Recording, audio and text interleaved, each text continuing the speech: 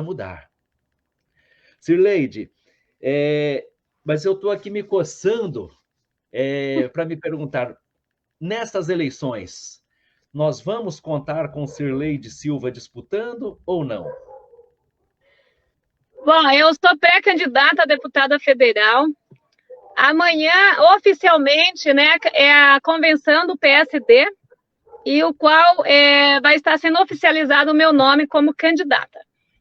E eu enfrentei esse desafio, Jorge. Não como eu disse para você, não é um desafio para mim discutir propostas com qualquer candidato, qualquer um outro candidato, ou os deputados já eleitos, até o próprio governador. Não é um desafio para mim apresentar propostas e discutir proposta com eles. O nosso maior desafio é esse que nós estávamos falando, é competir, né, com a estrutura, com os milhões que eles têm para se reeleger. Mas eu acredito na organização da sociedade civil, eu acredito que o povo, a cada dia que passa, está entendendo mais o seu poder, e acredito também que nós precisamos ter representantes que conheçam a realidade do povo lá na base, porque esses políticos que não andam no meio do povo, que não estão no dia a dia, nos bairros, nos municípios, conversando com as pessoas, esses que só aparecem em época de eleição para pagar o formador de opinião para apoiar ele, eles nunca vão entender a necessidade do povo lá na base, lá onde ele mora.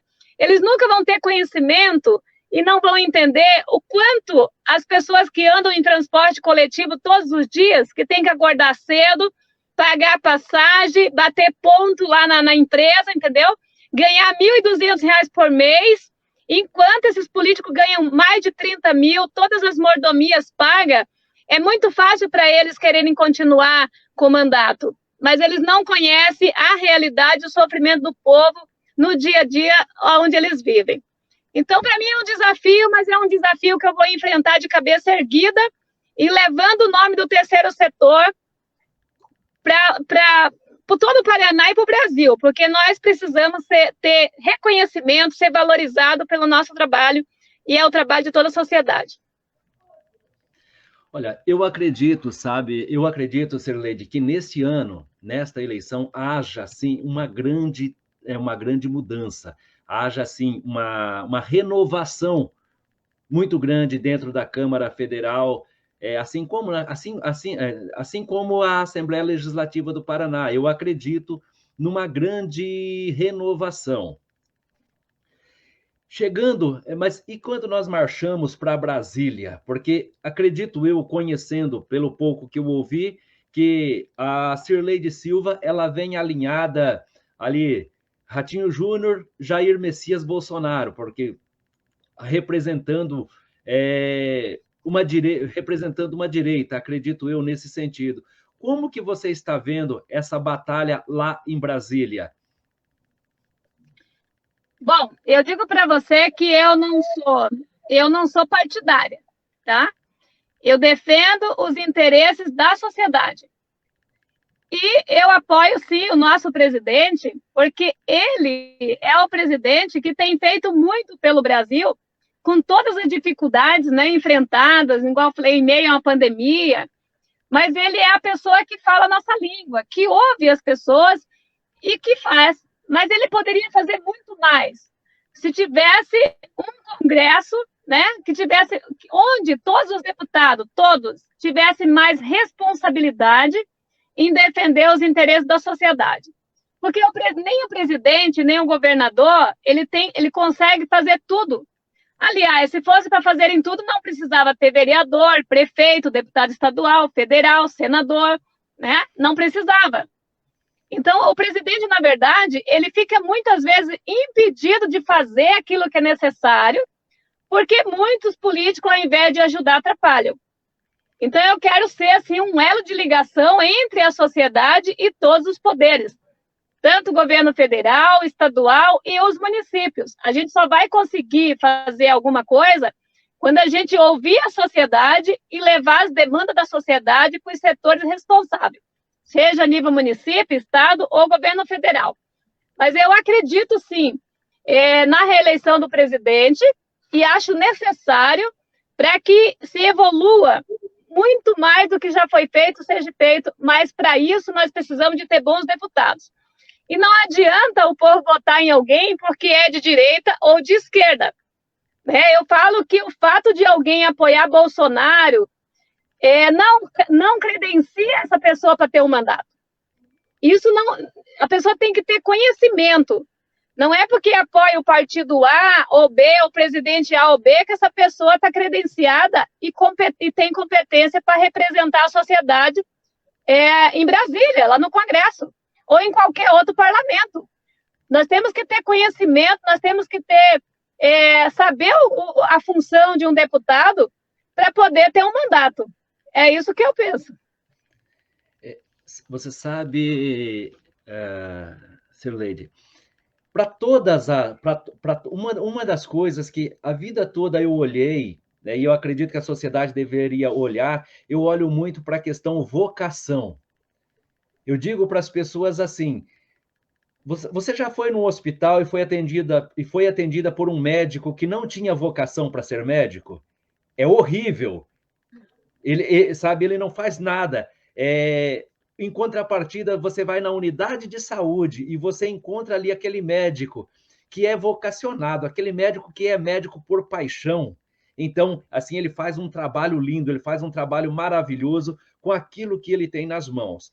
Voltando agora para a questão política, eu particularmente fico bastante feliz quando eu vejo pessoas assim como você, que está colocando o nome à disposição, porque não por a gente estar nesta conversa, mas sempre por tudo que eu acompanho da Cirleide, eu vejo você uma pessoa vocacionada, porque mesmo não sendo candidatas em outras eleições, eu vejo sempre a fervorosidade com a qual você luta, com a qual você defende o litoral, você defende o estado do Paraná, sempre prestando, exercendo, muitas vezes, exercendo o mandato sem ter o mandato, exercendo o mandato com autoridade, né, sem ter o poder na mão, porque você não tem a caneta, você não tem o poder do mandato, mas você continua ali trabalhando e trabalhando muito forte.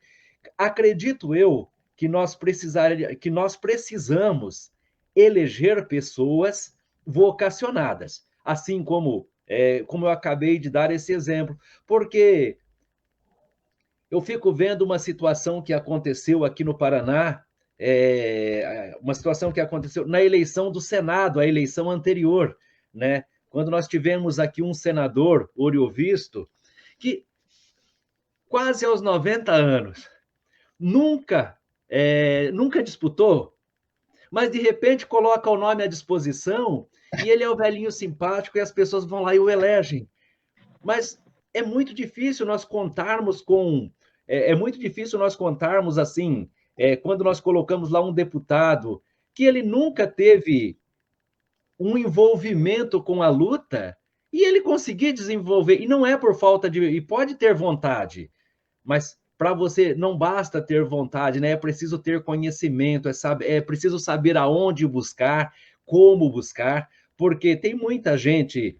Eu não consigo ver todos os políticos assim como ruins. Eu sei que tem muita gente boa no meio, só que é muito difícil porque você está no meio de um povo liso, né? Um exemplo agora, para poder eleger os seus pares, inventam coligação, inventam federação, inventam tudo. Inventam tudo para não sair do poder, inventam tudo para não perder o mandato. Então, é esse o tipo de gente que, ao chegar lá dentro, você vai deparar, é com essas pessoas que você vai trabalhar, é com essas pessoas que você vai negociar. Então, se você não tiver muito conhecimento, não estiver calejada da luta, assim, como é o caso hoje da Cirleide. No passado, tínhamos em Curitiba um rapaz chamado Feltrin, que eu gostava muito dele, que veio a falecer, que lutava e lutava muito. Então, eu fico assim, lisonjeado com o momento que nós estamos vivendo, porque é um momento de renovação, é um momento de fazer as coisas acontecer. Helenise Born, boa noite, está aqui, a Helenise está dando aqui boa noite, está aqui participando com a gente. Helenise, você conhece bem a Cirleide, estamos aqui esperando você para voltar novamente, tá bom? Cirleide, mas então eu quero aproveitar esse momento para dizer para você o seguinte: na sua avaliação,